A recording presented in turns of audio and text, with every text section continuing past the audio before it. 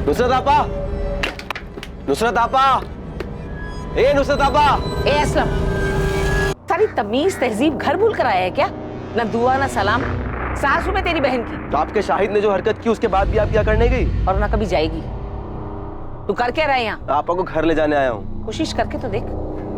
असलम तुम यहाँ? चले आपा, तेरा शौहर अभी घर नहीं आने वाला है। चल अपना सामान बांध और घर चल मेरे साथ। मैं कह रहा हूँ ना, चल। नुसरत अंदर जा। ए आपा। असलम, एक बात कान खोल के सुन ले, ये घर नुसरत का है और वो यहाँ से कहीं नहीं जाएगी। और दोबारा मेरे घर के दरवाजे पे आकर इस तरह चिल्लाया ना तो समझ लेना, ये सरोटा सिर्फ सुपारी नहीं, जबान भी काट सकता है।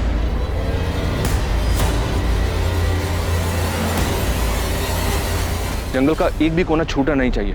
अंदर तक छान मारो। शायद अगर मर चुका है तो उसकी लाश यहीं कहीं जंगल में होनी चाहिए। मुझे रावत फैमिली कुछ ठीक नहीं लगती। अदिति के गायब होने के कुछ दिन बाद जब हमें अदिति और शाहिद के बारे में पता चला तो इन लोगों ने केस क्लोज करने के लिए बोल दिया। इनफैक्ट इस बात का जिक्र भी नहीं किया कि अदिति और शाहिद शादी करने के बाद उनके घर आए थे। और अब जब अदिति की डेड बॉडी मिली है तब इन लोगों ने बताया कि वो दोनों घर आए थे। मतलब आपको लग रहा है कि? हाँ, शक है। उस दिन शायद मामला हद से ज्यादा बिगड़ गया हो, कहासुनी भी हुई हो। वैसे भी अदिति की फैमिली काफी कट्टर ख्यालत की, खासकर उसके ताऊजी जगमोहन रावत।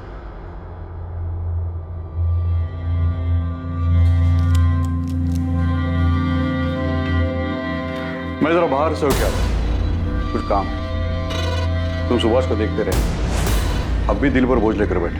लेकिन इसमें उनकी क्या गलती थी? वो खुद को क्यों दोष दे रहे? ज्योति, रिश्ते का गला घोटना इतना आसान नहीं है, फिर चाहे तुम्हारे पीठ में कोई चुराई क्यों न घोंपते। सर, माथुर सर ने शाहिद के रायबरेली वाले घर का एड्रेस भेजा है। उदित, तुम तुरंत रायबरेली के लिए निकलो। और अगर ये सारा काम शाहिद का क्या कराया है और वो रायबरेली में कहीं छुपा हुआ है तो पहले से ही चौकन्ना होगा। और अगर उसे तनिक भी भनक लग गई तुम्हारे रायबरेली जाने के बारे में तो वहां से निकल सकता है और हम ये चांस बिल्कुल नहीं ले सकते। तो बी केयरफुल। मैं लोकल पुलिस से बात करूँ।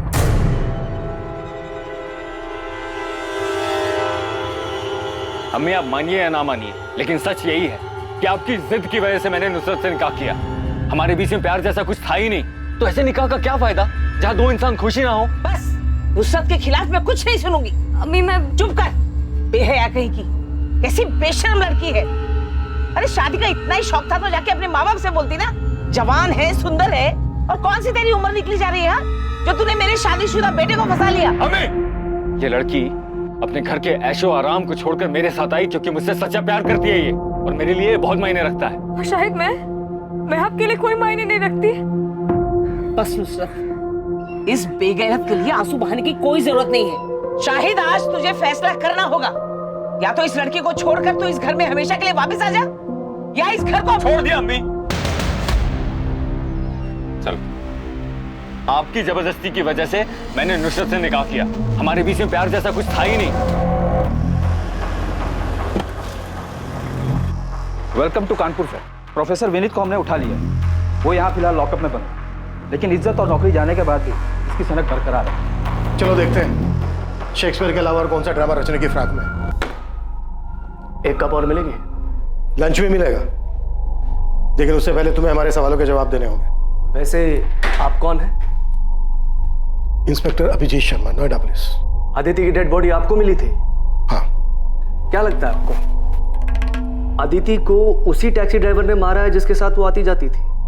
केस को काफी क्लोजली फॉलो कर रहे हो। जिसकी वजह से मेरा सब कुछ खत्म हो गया, उसे एंड तक फॉलो करना तो बनता है ना। वैसे पता है, अब सोचता हूं ना तो महसूस कर पाता हूं कैसा लगा होगा ओथेलो को सब कुछ खोने के बाद। फिर तो तुम्हें यह भी पता होगा ओथेलो का सब कुछ खोने का रीजन वो खुद था। जिद और इनसिक्योरिटी में आकर खुद उसने अपने प्यार को मार डाला। वाह सर, आपने ओथेलो पढ़ा है? अच्छा ये बताइए, आपका सबसे पसंदीदा कैरेक्टर कौन सा है? अपना ये ड्रामा बंद कर दे प्रोफेसर, ये पुलिस स्टेशन है, कोई स्टेज नहीं। All world is a stage, all men and women are merely players. ये पूरी दुनिया एक रंगमंच है और हम सब इसकी कठपुतली हैं। कोई मरता नहीं, कोई मारता भी नहीं है। बस जब जिसकी जरूरत खत्म हो जाती है उसे इस रंगमंच से अलविदा लेना पड़ता है।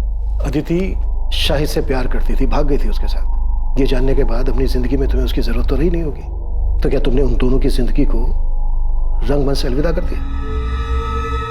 शाहिद उस लड़की अदिति को लेकर यहाँ आया था, लेकिन मैंने उन्हें दरवाजे से लौटा दिया, घर के अंदर भी नहीं ली। उसके बाद दोनों कहाँ गए मुझे नहीं पता। ये कौन है? ये असलम है, नुसरत का भाई।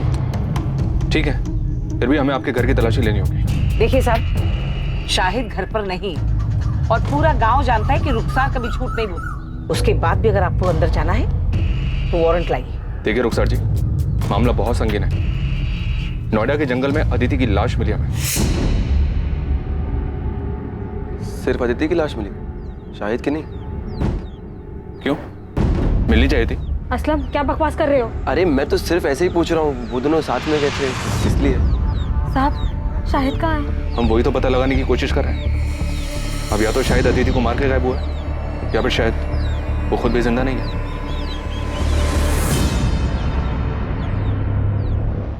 आदिति की शादी की बात सुनकर धमकी दी थी तुमने उसे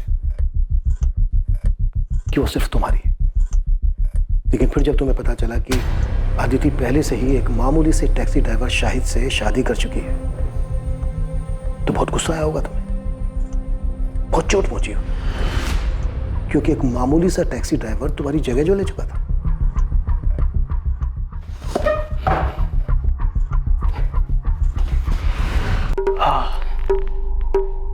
लीजिए, अब मैंने आपकी जगह ले ली, आपकी कुर्सी पर बैठा हूं, तो आप मेरा खून करना चाहते हैं? नहीं ना, क्योंकि आप जानते हैं कि मेरे यहां बैठने से आपकी वैल्यू और आपकी पोजीशन में कोई फर्क ही नहीं पड़ता। ठीक उसी तरह, चाहे मुझे अच्छा लगा या नहीं लगा, सच यही था कि अदिति उस टैक्सी ड्राइवर से प्यार करती थी। मेरे जोर जबरदस्ती करने के बाद भी उसके मन में उस टैक्सी ड्राइवर के लिए जो प्यार था, उसमें कोई फर्क ही नहीं पड़ता। इसलिए जगह ले ली नहीं ले ली, ये सब बकवास है। एक बार को तो तुमने सोचा होगा कि अदिति पढ़ी लिखी लड़की है, उसका और तेरा इंटेलेक्चुअल लेवल मैच करता है, और दूसरी तरफ वो टैक्सी ड्राइवर शाहिद, जिसका अदिति के साथ कोई मेल नहीं था। आपको लगता है कि मैं इंटेलेक्चुअल हूं और वो टैक्सी ड्राइवर गवार है?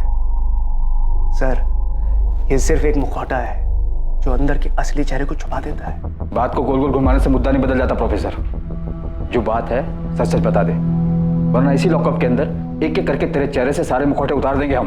मुखौटा पहले उनका उतारिए जो खानदानी और इज्जतदार होने का दावा करते हैं, और फिर उसी शान की आड़ में अपनों की ही बलि चढ़ा देते हैं। अदिति का मर्डर उसकी फैमिली का है? नहीं, मैंने ऐसा तो नहीं कहा, लेकिन लगता है आपके मन में उनके लिए शक है, तभी सबसे पहले उनका ख्याल आया। वैसे आपको उस टैक्सी ड्राइवर की फैमिली पर भी शक होगा। जरा सोचिए ना सर, अगर मोहब्बत की दुश्मनी फैमिलीज ना होती तो ये दुख भरी प्रेम कहानियां अमर कैसे होगा?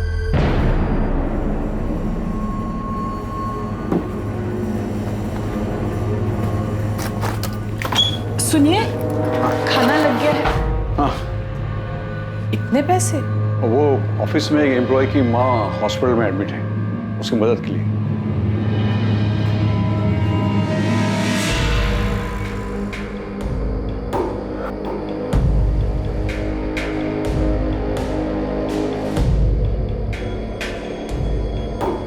नुसरत, भूल जाओ उसे, ये मानने कि मेरा बेटा कभी तेरे लायक था ही नहीं।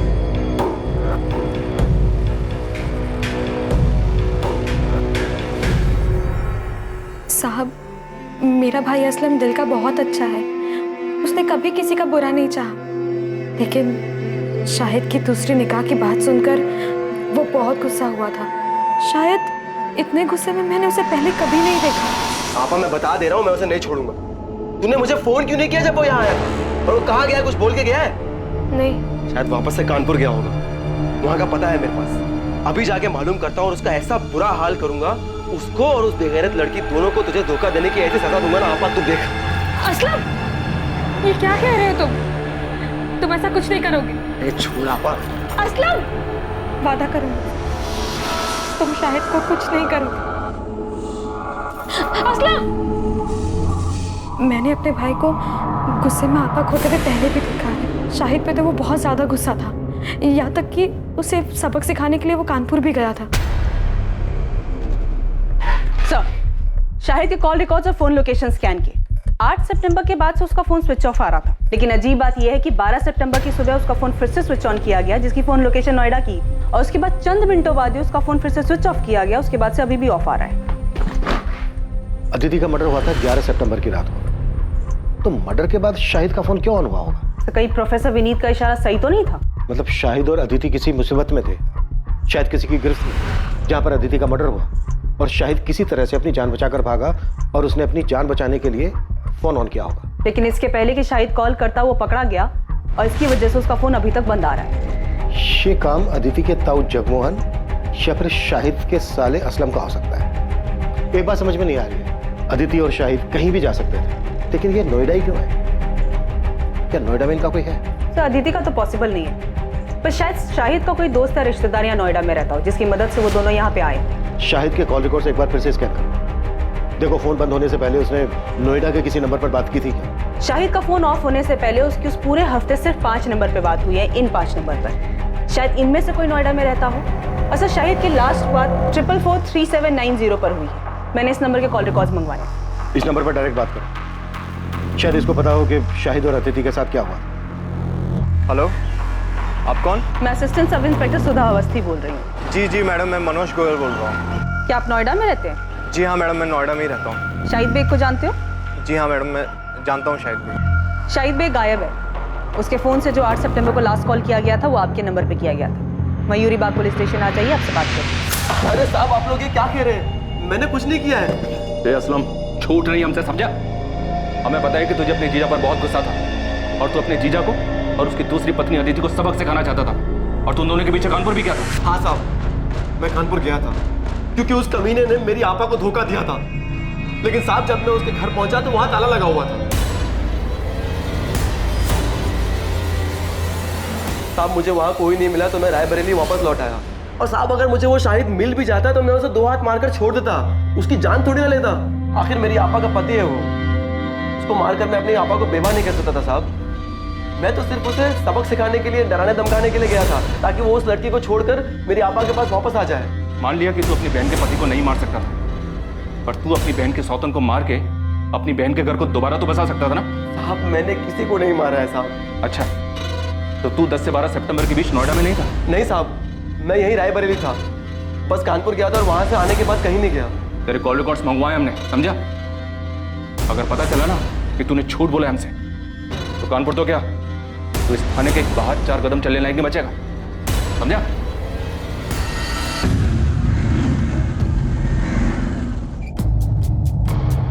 सर, मैं भी रायबरेली से ही हूँ। नोएडा में पिछले 8 सालों से रह रहा हूँ। शायद मेरे बचपन का दोस्त है। क्या तुम ये भी जानते हो कि शाहिद एक लड़की के साथ भाग कर यहाँ नोएडा आया था? जी सर, जानता था, और ये भी जानता हूँ कि उस लड़की का नाम अदिति है।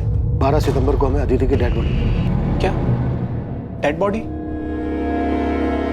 शाहिद का डर सही नहीं। शाहिद अदिति के साथ ऐसा नहीं कर सकता। वो दोनों एक दूसरे से बहुत प्यार करते थे। उन दोनों ने शादी भी की थी, पर उनके घर वालों ने मानने से इनकार कर दिया, तो उसने मुझे फ़ोन किया।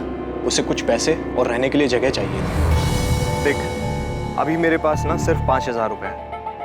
मैं तेरे अकाउंट में ट्रांसफ़र कर रहा हूँ। तुम दोनों टिकट कराओ और इधर नोएडा आ जाओ। बाकी इधर मिलकर सोचते हैं, ठीक है? देख, अगर तू कह रहा है ना कि अदिति के घर वाले कुछ भी कर सकते हैं, तो तेरा कानपुर छोड़ने का फैसला बिल्कुल सही है। मैं अदिति को कुछ नहीं होने दे सकता। मैं बस जल्दी से नोएडा की ट्रेन पकड़ के आ रहा हूँ। अब हमें कानपुर या रायबरेली में रहने में डर लग रहा है। तो शाहिद मेरे पास यहाँ नोएडा आ गया था। तो 2 दिन शाहिद यहाँ नोएडा में तुम्हारे पास तुम्हारे घर पे रुका था? हाँ सर, मैंने इंतज़ाम किया था। वैसे मैं एक छोटा मोटा स्टेट एजेंट हूँ सर। सेक्टर 49 में एक फ्लैट मेरे पास खाली पड़ा था, उसकी चाबी मेरे पास ही थी।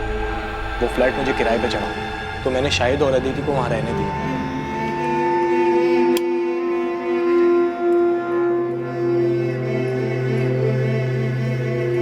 भाई, घर ज़्यादा बड़ा तो नहीं है, लेकिन तुम लोग अपनी गृहस्थी बसा सकते हो।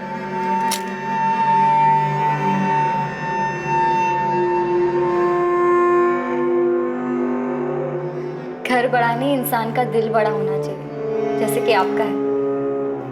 Thank you so much Manoj भैया। ये बात शायद 8 सितंबर की हो। वो दोनों बहुत खुश थे। मैं चाबी देके वहाँ से निकल गया, और शाहिद ने मुझे बताया था कि वो अपना फ़ोन ऑफ रखेगा, तो मेरी इस बीच उससे कोई बात नहीं। 2 दिन बाद 10 तारीख को जब मुझे वक्त मिला तो मैं उनका हाल चाल लेने के लिए वहां पहुंचा।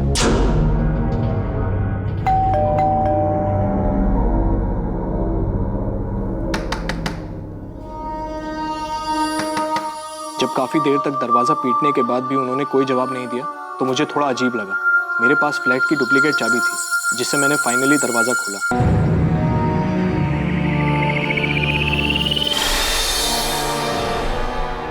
लेकिन अंदर का नजारा देखकर मैं हैरान रह गया। पूरा घर बिखरा पड़ा। शाहिद, अदिति। मैंने अंदर जाकर भी देखा लेकिन दोनों अदिति और शाहिद वहां नहीं थे। सर मैंने शाहिद का फोन भी ट्राई किया था लेकिन वो बंद था। मुझे समझ नहीं आ रहा था कि वहां हुआ क्या था। तुम्हें अपने दोस्त की इतनी चिंता थी तो फिर पुलिस को फोन क्यों नहीं किया? घर इतनी बुरी तरह से तहस नहस था तो तुम्हें लगा नहीं कि कोई बड़ी बात हो सकती है? वो दोनों किसी मुसीबत में हो सकते हैं। सर मैं डर गया था घर को उस हालत में देखकर। और फिर अगर घर के मकान मालिक को ये बात पता चल जाती कि मैंने ऐसे ही ये घर किसी को दे दिया तो मैं बहुत प्रॉब्लम में फंस जाता सर। इसलिए 2 दिन तक मैंने किसी को कुछ नहीं कहा। फिर मुझसे रहा नहीं गया सर। मैं पुलिस के पास आने ही वाला था कि शाहिद का फोन मुझे आया। 2 दिन बाद यानी कि 12 तारीख को। लेकिन अदिति का मर्डर तो 11 तारीख की रात को हुआ और शाहिद का फोन तो बंद था। इनफैक्ट 12 सितंबर की सुबह को कुछ सेकंड के लिए उसने अपना फोन ऑन किया था लेकिन उस बीच उसने कोई कॉल नहीं किया। हाँ मैम, उसने अपने मोबाइल से नहीं किसी अनजान नंबर से कॉल किया था। मनोज, वो लोग अदिति को उठा के ले गए। अरे कौन ले गया, कहाँ ले गया? उस दिन घर में हुआ क्या था शाहिद? मैंने उसको प्रॉमिस किया था मैं उसे कुछ नहीं होने दूंगा लेकिन मैं उसको नहीं बचा पाया मनोज। नहीं बचा पाया मतलब? क्या हुआ अदिति को? तुम दोनों ठीक तो हो ना? मुझे उसके बगैर नहीं जीना मनोज। कोई मतलब नहीं है जीने का उसके बगैर। Hello Shahid, hello. सर मैंने फिर से उस नंबर पे कॉल किया तो पता चला वो नोएडा के किसी पीसीयू का नंबर है। मैं बहुत डर गया था सर। मुझे कुछ समझ नहीं आ रहा था। मैंने तो दोस्ती यारी में उसकी मदद की थी पर इस झमेले में और नहीं फंसना चाहता था। इसीलिए मैंने किसी को कुछ नहीं बताया। अच्छा, शाहिद ने जब उस दिन तुम्हें फोन किया और कहा कि कुछ लोग अदिति को उठा कर ले गए, क्या लगता है तुम्हें शाहिद किसकी बात कर रहा है? पता नहीं सर, उसने किसी का नाम तो नहीं बताया पर हाँ उसने एक बार बताया था कि अदिति के घर वाले काफ़ी रूढ़िवादी किस्म के लोग थे। मुझे पता नहीं और उस दिन शाहिद से बात करके मुझे सबसे पहला ख्याल अदिति के घर वालों का आया। असलम के कॉल रिकॉर्ड्स आ गए? नहीं सर, अभी तक नहीं आए पर हमारी नज़र 24 घंटे उस पर है। सर मनोज को जिस पीछे से कॉल आया था वहाँ कोई सीसीटीवी नहीं है। दुकानदार को भी कॉलर का चेहरा याद नहीं है। हमने उसे शाहिद की फोटो भी दिखाई पर वो पहचान नहीं पाया। मनोज की बात से तो ये ऑनर किलिंग का ही केस लग रहा है। एक काम करो, अदिति के ताऊ जगमोहन और पिता सुभाष, इन दोनों को भी कॉल रिकॉर्ड्स निकालो। हो सकता है इन दोनों ने ये काम किया हो और पूरे चांसेस हैं कि इस केस में सुपारी दी गई हो।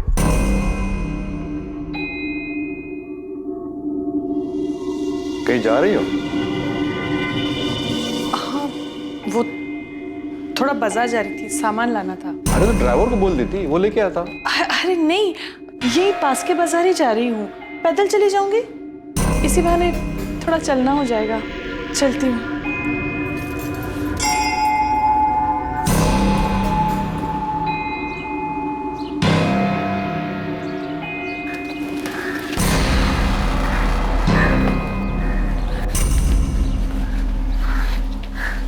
सोनाली, माँ,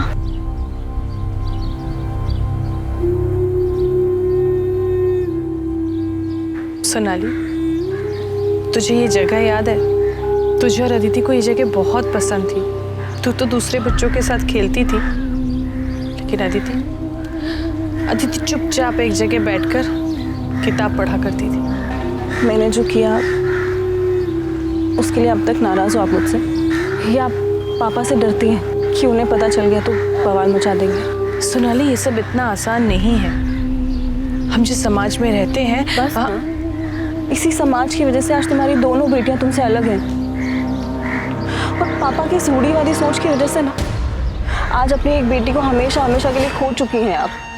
घर में अगर कम से कम आपने अदिति को समझने की कोशिश की होती ना तो इस तरह घर से भागी नहीं होती। शायद उसके अकेलेपन का सहारा इसीलिए बन पाया क्योंकि हम लोग, उसका परिवार उसको समझ ही नहीं पाए और इन्हीं सभी बंदिशों की वजह से उसने ये बगावत की थी। लेकिन इस बगावत का क्या फायदा? आखिर सजा तो उसे ही भुगतनी पड़ी ना। इसका मतलब अदिति की मौत उसकी बगावत की सजा थी।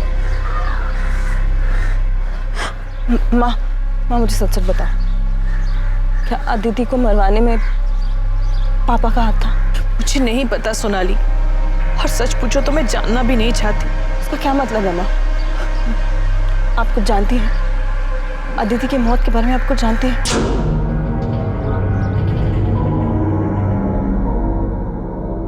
सुभाष, संभालो अपने आप को। अरे जिसने एक पल में बिना सोचे हम सबको पराया बना दिया, अपने नाम और परिवार की इज्जत के बारे में तक नहीं सोचा, उसके बारे में भूल जाना ही अच्छा है।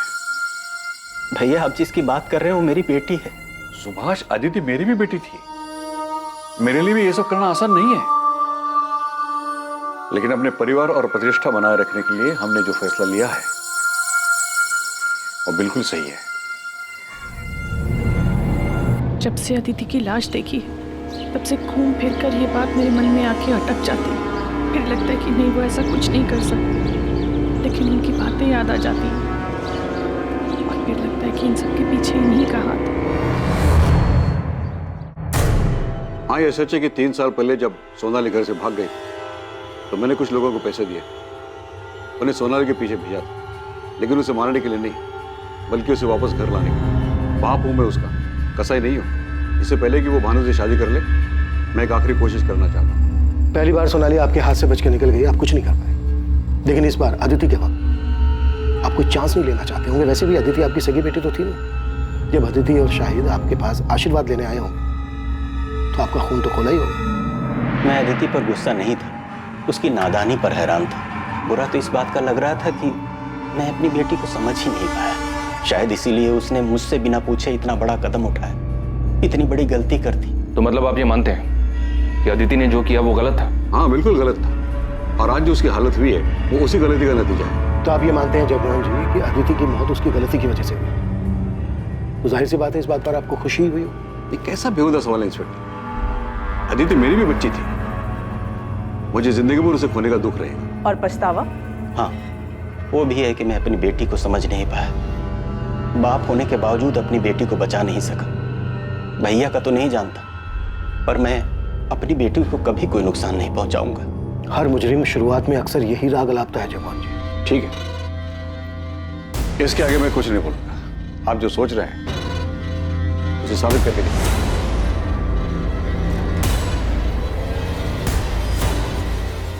पॉसिबल है अदिति के ताऊ जगमोहन ने ही अदिति और शाहिद दोनों की सुपारी दी। बड़े लोग हैं सर, इतना तो पक्का है कि खुद के हाथ गंदे नहीं किए होंगे।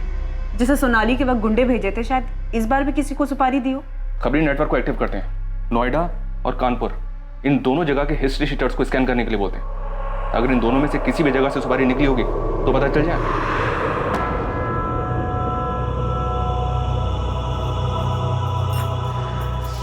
नुसरत बेटा, मैं समझती हूँ जो कुछ भी हुआ उसके बावजूद शाहिद तुम्हारा शौहर है, तुम्हें उसकी याद तो आती होगी, लेकिन जो गलती शाहिद ने की ना वो माफी के लायक नहीं थी। मैंने वही किया जो मुझे सही लगा। यही तो मुश्किल है ना अम्मी, आप सब ने वही किया जो आप सबको सही लगा। आपको सही लगा तो आपने शाहिद की मर्जी के बगैर उनका निकाह हमसे करवा दिया। शाहिद को सही लगा तो उन्होंने मुझे बिना बताए अपना जीवन साथी चुना। आपको सही लगा तो आपने उनको घर से निकाल दिया। असलम को सही लगा तो उन्होंने, इन सब में मैंने तो अपना सब कुछ खो दिया ना आज मेरे पास शौहर है, ना आज मेरे पास औलाद है। अरे मुझे तो ये तक भी नहीं पता कि शायद जिंदा है या नहीं। अम्मी, अगर आज तक आप सब कुछ सही करती आई तो मेरे साथ गलत कैसे हो गया? कुछ समझ में नहीं आ रहा है। इतने सारे सस्पेक्ट्स हैं पर किसी के खिलाफ भी कोई पुख्ता सबूत नहीं मिल रहा है। सर, अदिति के ताऊ जगमोहन रावत, पिता सुभाष रावत और प्रोफेसर विनीत अग्रवाल, इन सबके कॉल रिकॉर्ड स्कैन किए, सब क्लियर है सर। पर ये असलम के कॉल रिकॉर्ड में सर गड़बड़ दिखाई दे रहा है। 10 और 11 सितंबर को इसका फोन स्विच ऑफ था। उसे अदिति और शाहिद के नोएडा जाने के बारे में खबर मिल गई होगी। उसने इन दोनों का पीछा किया होगा और मौका देखते ही मर्डर कर दिया होगा, और इस दौरान जानबूझकर अपना मोबाइल फोन बंद रखा होगा ताकि उसकी लोकेशन किसी को पता ना चल पाए। तो शाहिद का दोस्त मनोज गोयल, जिसने शाहिद और अदिति को लास्ट टाइम देखा था, वो भी रायबरेली से है। सर शायद मनोज भी असलम को जानता हो, उसे आइडिया हो कि असलम नोएडा आया था या नहीं। बात करो मनोज। और मैं असलम को उठाता हूँ सर। पता नहीं क्यों मुझे ऐसा लग रहा है कि हम कोई लिंक मिस कर रहे हैं। कुछ तो है जो जो सही नहीं बैठ रहा है। कि अदिति का कातिल खेल खेल रहा है हमारे साथ। है हिम्मत मुझ में पर उम्मीद थोड़ी कम, कर दे दो तुम साथ तो साथ उड़ जाएं हम। Very nice, it's actually very nice. एक काम करना, अपने इस असाइनमेंट का एंड तुम इसी पोएम से करना। इनफैक्ट तुम ये पोएम पूरी क्लास के सामने सुनाओगे। नहीं नहीं सर, अब आपके सामने बोल लिया पर सबके सामने नहीं बोल पाऊंगी। अरे क्या हुआ, जैसे मेरे सामने बोला वैसे सबके सामने बोलना। डोंट गेट स्कैर्ड, मैं हूं ना।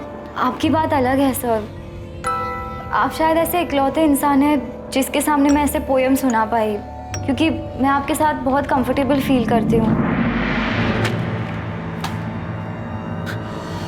झूठ झूठ बोला था तुमने।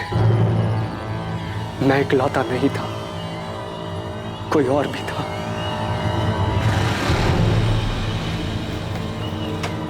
आ गया? जमानत मिली या जेल की दीवार फांद के आया है? ताना मारने की जरूरत नहीं है, पता है मुझे। पुलिस को आप ही ने चुगली की होगी। आपको लगता है अदिति और शाहिद को मैंने मारा? मुझे किसी को चुगली करने की जरूरत नहीं बच्चे, लेकिन हाँ, अगर मुझे पता चला कि तूने मेरे शाहिद के साथ कुछ किया है तो मैं पुलिस के पास जरूर जाऊंगी, लेकिन तुझे मारने के बाद। हाँ मैडम, शाहिद के साले का नाम असलम है, पर मुझे ये नहीं पता कि असलम शाहिद से गुस्सा था या नहीं। मैं उससे कभी नहीं मिला। और कुछ पता असलम के बारे में कि 10 और 11 तारीख को वो नोएडा में था या नहीं था? पता नहीं मैडम, पर असलम ने कुछ किया क्या? शाहिद के बारे में कुछ पता चला कि वो कहाँ है? मैम वो मिल तो जाएगा ना?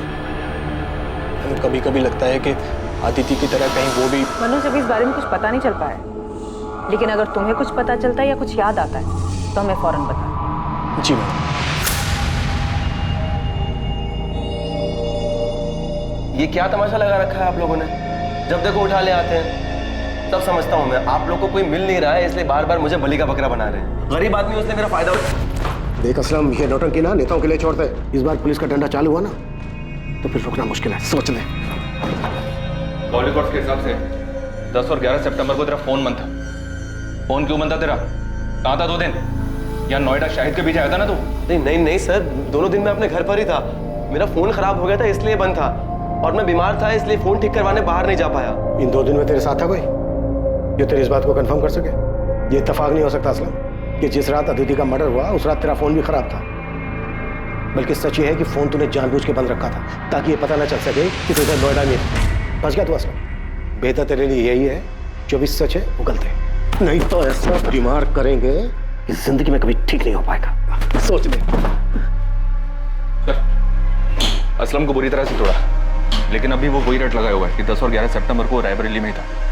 इस बात के कोई सबूत नहीं है और ना ही उसकी बहन को इसके बारे में कुछ पता है ठीक से। सर, अदिति के मर्डर में असलम के हाथ होने के पूरे चांसेस हैं, लेकिन असलम के खिलाफ अभी सारे सबूत सर्कमस्टेंशियल है। सबूत करने के लिए हमारे पास कुछ सॉलिड होना चाहिए। साहब, मैं देता हूँ ना सॉलिड खबर। कल शाम को मैं नोएडा हाईवे के ढाबे पे बैठा हुआ था। उस वक्त वो अपना हिस्ट्री सीटर है ना मोंटी, वो भी वहाँ पर आया हुआ था। अब क्या बताऊँ दोस्त, आजकल लोगों को जुर्म की कदर ही नहीं है। साला पूरे नोएडा में रेड कर गया, इसलिए ना मैंने अब बाहर का काम उठाना शुरू कर दिया। अभी कानपुर का काम उठाया था। बड़ा काम था क्या मोंटी भाई? अबे जबरदस्त काम था, एकदम जासूस टाइप का। पेमेंट सुनेगा ना तो साला दब के ही मर जाएगा। एक हिंदू मुस्लिम जोड़े को ढूंढने का काम था, सालों ने भाग के शादी की थी। तो काम हो गया था? अबे मोंटी शैम्पू कोई काम ले और वो होना, ऐसा होएगा कभी? उठा लो मोंटी को। अब ये मोंटी बताएगा कि इसने कैसे किया, किसके कहने पर किया। चल बोल, वो हिंदू मुस्लिम जोड़ा कौन है और उनका पता लगाने के लिए तुझे किसने भेजा था? बोल। अबे बोल। बाल नहीं साहब, सब बाल छोड़ दो साहब, प्लीज बाल छोड़ दो। आजकल फैशन में है ना, बिना बाल वाले हीरो की फिल्म में ज्यादा हीरो नहीं। चल बेटा, तुझे डायरेक्ट हीरो बनाते हैं। यादव, जरा कैंची तो लेकर। सब बाल नहीं साहब, तब बताता हूँ मैं बताता हूँ। तब लड़की का नाम अदिति रावत और लड़के का नाम शाहिद बेग था। उनको ढूंढने का काम मिला था साहब। मैंने यूपी, दिल्ली, नोएडा हर जगह अपने लड़के घुमाए, लेकिन साहब उनका कुछ नहीं पता चल पाया साहब। अबे ओए, नौटंकी बंद कर, समझा? अभी सच सच बोल, शाहिद की लाश कहाँ है और उनके लिए सुपारी किसने दी? जगमोहन रावत ने या असलम ने?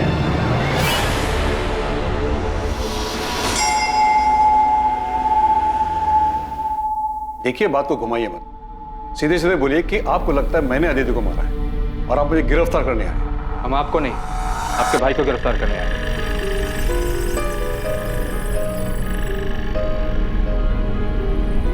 सुभाष को क्या किया इसने? वो तो यही बेहतर बता पाएंगे। मोंटी को नोएडा पुलिस ने गिरफ्तार कर लिया है, उसने तुम्हारा नाम लिया। साहब 10 सितंबर को सुभाष रावत ने मुझे फ़ोन किया था साहब। डन साहब, काम हो जाएगा, दोनों को ढूंढ लूंगा मैं। मेरे आदमी हर जगह काम होती, मैं आपको बता दूंगा। उसके आगे क्या करना है साहब, आप ये बताइए मुझे। उसके बाद क्या करना है मिलने के बाद बताऊंगा। उनके मिलते ही मुझे फ़ोन करना, तुरंत। आपको देखकर ऐसा लगा नहीं कि आप इतने पहुंचे हुए निकलेंगे। एक हिस्ट्री शीटर से कांटेक्ट करके आपने उसे सुपारी भी दे दी। मैंने मोंटी को सुपारी अदिति को बचाने के लिए दी थी, उसे मारने के लिए नहीं। भैया बहुत गुस्से में थे और मुझे डर था कि कहीं वो उस गुस्से में अदिति को कोई नुकसान न पहुंचा दे। बेवकूफ समझ रहे हैं आप। देखिए, जो अभी सच है बता दीजिए। सच उगलवाने के लिए हमें हमारे तरीके आजमाने पर मजबूर मत कीजिए। मैं सच बोल रहा हूँ सर, आप मोंटी से पूछ लीजिए। क्या मैंने एक बार भी उसे अदिति या शाहिद को मारने के लिए कहा था? नहीं, मैंने उसे उन दोनों को ढूंढने के लिए कहा था। इसके बाद की प्लानिंग मैं पहले ही कर चुका था। मैं उन्हें सबसे छुपाकर चेन्नई भेजने वाला था, अपने दोस्त वेंकटेश मूर्ति के पास। वो मेरा कॉलेज का फ्रेंड है और मैं उसे अच्छी तरह से जानता हूँ, मुझे उस पर भरोसा था, इसलिए मैंने सारी बातें उसे पहले ही बता दी थी। लेकिन इससे पहले कि मोंटी अदिति का पता लगा पाता, हमें अदिति की लाश मिलने के बारे में पता चला। अगर आपको फिर भी यकीन नहीं है तो आप वेंकटेश से पूछ लीजिए, उसका नंबर है मेरे पास। अदिति का मर्डर 11 तारीख को और 12 तारीख को शाहिद ने अपने दोस्त को फोन किया था कि कुछ लोग अदिति को उठाकर ले गए। मनोज, वो लोग अदिति को उठा के ले गए। आपको क्या लगता है शाहिद का दोस्त आपके भाई जगमोहन की बात कर रहा था? मुझे अंदाजा ही नहीं था कि मेरा अपना भाई मेरे बारे में इतनी घटिया सोच रखता है। ज्योति, तुम्हें भी ऐसा ही लगता है? ओह, तो आज मेरे समझ में आया कि मेरा परिवार मेरे बारे में क्या जानता है, क्या समझता है। क्योंकि आपने कभी किसी को समझने का मौका ही नहीं दिया ना। सुभाष, मैंने हर फैसले में तू मेरे साथ खड़ा था। मैंने कभी कोई फैसला अकेले में नहीं लिया है। हम लोग भाई है सुभाष, हमारी परवरिश, हमारी सोच एक सी है। अदिति के देर से घर आने से लेकर उसके जीन्स पहनने, लड़कों के साथ बात करने, पढ़ाई के लिए बाहर जाने तक तुझे भी हर बात खटेती थी जितनी कि मुझे। और अगर ऐसा नहीं था तो तूने मुझे टोका क्यों नहीं? क्योंकि तू भी वही चाहता था। फर्क सिर्फ इतना है कि तूने हर बार बंदूक मेरे कंधे पर रखकर चलाई।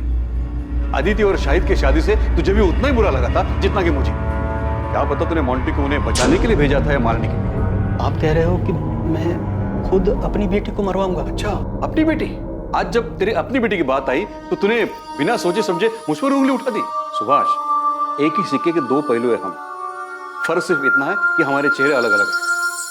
तूने मुखड़ा पहन रखा है और मेरा सच सबके सामने।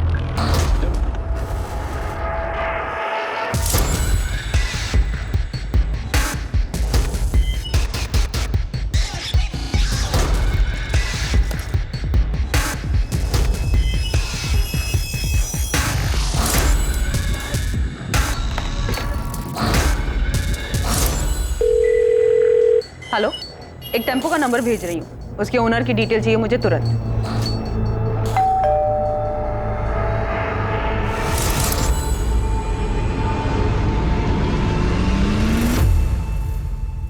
मैं जानता हूं तुम्हारी मां तुमसे छुप कर मिलती है।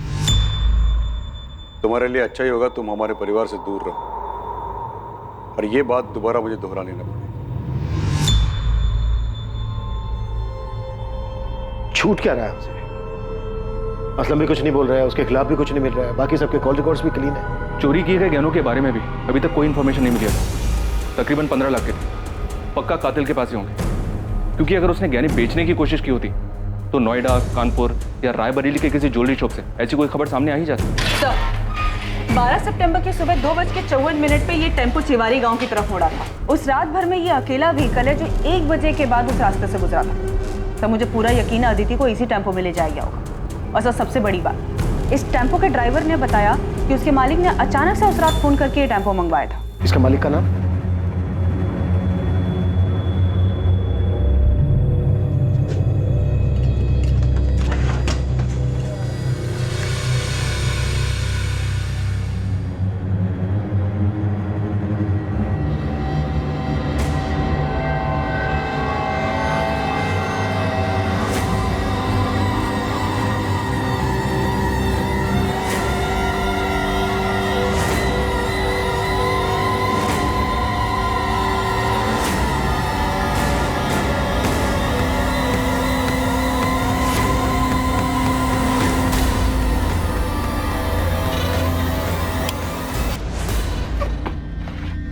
अरे अरे अरे अरे, दुल्हन क्यों बन रहा है? एक बार तेरी शक्ल तो देखने दे ठीक से।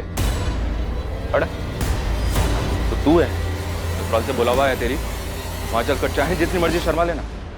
चलो चल। सर ये अदिति की ज्वेलरी लग रही है। साहब मैंने कुछ नहीं किया साहब। अबे चुप, वो टेम्पो मिल गया हमें जिसमें तू अदिति की लाश को लेकर गया था जंगल में। अभी सीधी तरह से ये बोल, शाहिद की लाश को कहां ठिकाने लगाया तूने? ए रुक, कौन है तू? रुक जा। पकड़ो इसे। ए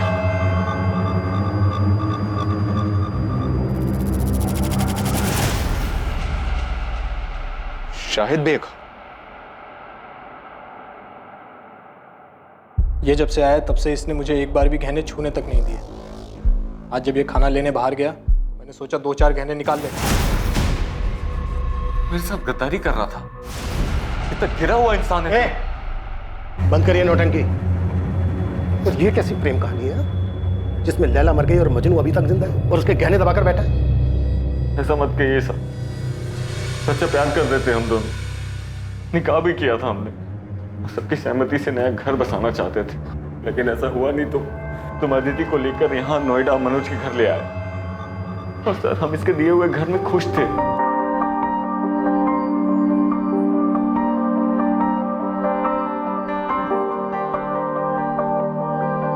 खुश तो हो ना तुम? मैं बहुत खुश हूँ। हम दोनों साथ हैं, यही काफी है। क्या बन रहा है भाई खाने में? मैं बस रोटियां बना रही हूँ, आप दोनों खाने बैठ जाइए। खुश तो हो ना तुम दोनों यहाँ? हाँ यार, तेरी वजह से कम हम दोनों के सर के ऊपर छत तो है, वरना पता नहीं हम दोनों कहाँ कहाँ भटकते रहते हैं। मैं प्लेट लगाता हूँ।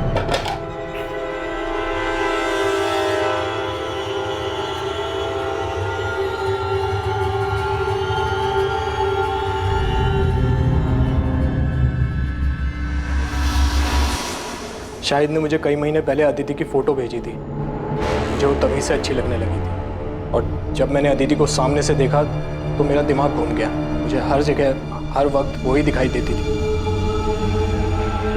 बस एक बार उसे पूरी तरह से पाना चाहता था। उसे सामने से देखकर बहुत बेचैन हो गया था मैं।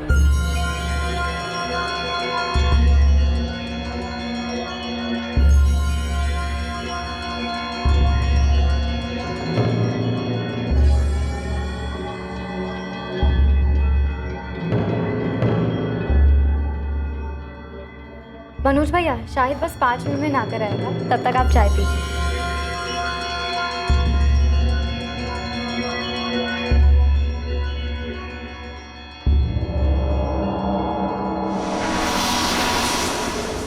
साहब इस कमीने के मन में क्या चल रहा था मुझे जरा भी अंदाजा नहीं। फिर आगे? मैं अदिति से अकेले में मिलना चाहता था, उसे एक बार छूना चाहता था। इसीलिए मैंने एक नौकरी के इंटरव्यू के बहाने इसे घर से दूर भेज दिया और खुद अदिति के पास चला गया।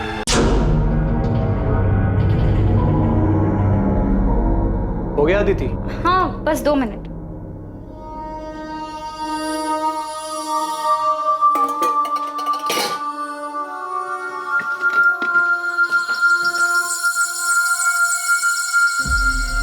भैया आप वहाँ जाकर बैठिए ना, मैं चाय लाती हूँ। भैया क्यों बोल रही हो यार? नहीं, मैं तुम्हारा भैया हूँ ना तुम मेरी भाभी। बात तो शाहिद भी नहीं है। ये क्या कर रहे हैं आप? वही जो शाहिद करता है। दूर रहिए। नहीं होगा। देखिए, आप मुझसे दूर रहिए वरना ठीक नहीं होगा। शादीशुदा शाहिद में ऐसा क्या है जो मुझ में नहीं है? मुझे क्यों मना कर रही है? पागल तो नहीं हो गए? अब जाइए यहाँ से।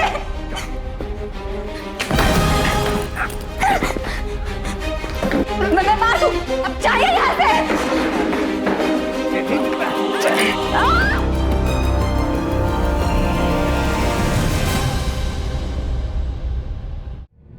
साहब तब तक भी मुझे नहीं मालूम था कि इसके दिमाग में क्या चल रहा है, लेकिन उस दिन जब मैं घर वापस आया तब मुझे पता चला कि कितना बड़ा कमीना है ये। अदिति, अदिति, अदिति! ये क्या किया तूने? शाहिद शांत हो जा भाई, देख गलती हो गई यार, बहक गया था। बहक गया था? चल मेरी बीवी थी वो, प्यार करता था मैं उससे, छोड़ूंगा नहीं तुझे। शाहिद यार गलती हो गई। दिमाग शांत रख और मेरी बात ध्यान से सुन। देख रोग आकर अगर तूने ये ड्रामा किया ना तो देख हम दोनों फंसे और मैं बोल दूंगा कि इस कत्ल में तू भी शामिल है और अदिति के घर वाले तुरंत मान जाएंगे। इसलिए हमारे लिए अच्छा यही होगा कि इस मामले को यहीं दबा दे। तुझे क्या लगता है तेरे बहकावे में मैं आ जाऊंगा? तेरा सच में दिमाग खराब हो गया है?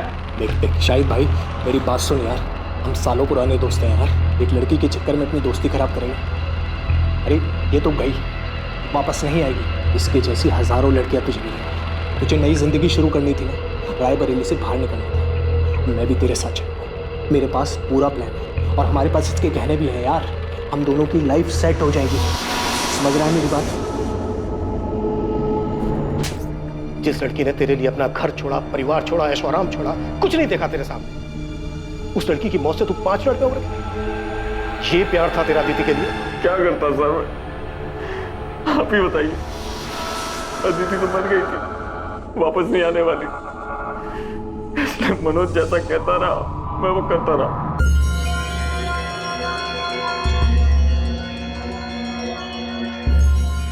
शायद देख, इस काम को हमें बहुत संभाल कर और आराम से करना होगा, समझा? इसकी लाश को ना इसमें डालकर ले जाएंगे, लेकिन अभी नहीं, देर रात को। मैं टेम्पो का जुगाड़ करता हूँ। मेरी दुकान में एक आदमी काम करता है जिसके पास पुराना टेम्पो है। अदिति की लाश को ठिकाने लगाने के बाद तू अपना फ़ोन ऑफ कर देना और फिर 2 दिन बाद अपना फ़ोन ऑन करना, सिर्फ कुछ सेकंड के लिए। जब पुलिस को अदिति की लाश मिलेगी ना तो वो मुझसे पूछताछ करने आएगी, तो मैं उन्हें बताऊंगा कि तुम दोनों के पीछे कुछ लोग पड़े थे जिन्हें अदिति के परिवार वालों ने भेजा था। अदिति को उन्होंने मार दिया और तू अपनी जान बचाकर भागा। फिर तूने अपना फ़ोन ऑफ कर दिया, तुमने फ़ोन ऑन किया, फिर तुम भी पकड़े गए और तुम्हारा फ़ोन फिर तुरंत बंद हो गया। इसमें पुलिस को यही लगेगा कि या तो तूने खुदकुशी की है या तेरे परिवार वालों ने तुझे मारा है। और जब तक ये मामला शांत नहीं हो जाता, मेरे पास एक और ठिकाना है, तू वहाँ छुप जा और सबसे पहले तेरा हुलिया बदलना पड़ेगा ताकि कोई तुझे पहचाने ना। कुछ गड़बड़ हो गई तो? मुझ पे भरोसा रख, ये मामला शांत हो जाने के बाद तेरे पास जो अदिति के गहने हैं ना, हम उसे बेच देंगे, बहुत पैसे मिलेंगे यार, अपनी लाइफ सेट हो जाएगी। चल लाश को बोरी में डालते हैं और रात को 1 बजे निकलेंगे, समझा?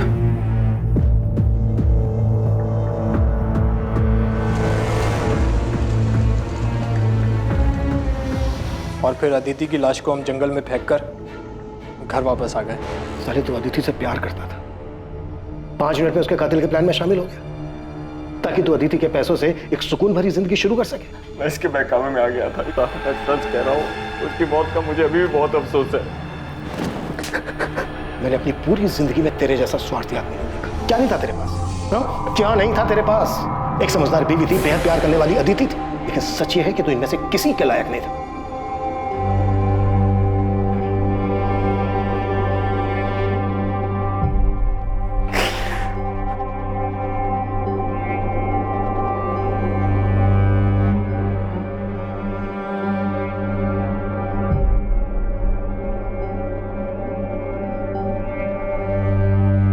तमन्ना उड़ जाऊं नीले गगन में, पर कैसे उड़ूं, बंदिशें हैं इन परों में। है कांटों की दीवार रोके मुझे, ये प्रतिष्ठा की परछाई टोके मुझे। है अरमा छू लूं सितारों को, तोड़ दूं इन बंदिशों इन दीवारों को। है हिम्मत मुझ में पर उम्मीद थोड़ी कम है, कर दे दो तुम साथ तो साथ उड़ जाएं।